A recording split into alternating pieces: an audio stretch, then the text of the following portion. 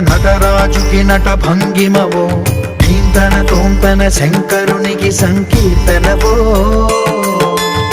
ఈశ్వరుడే అనునిత్యం తనలో తలచుకునే ఓంకారమువో, శివ హృదయం కరిగించే ఆ పంచాక్షరివో.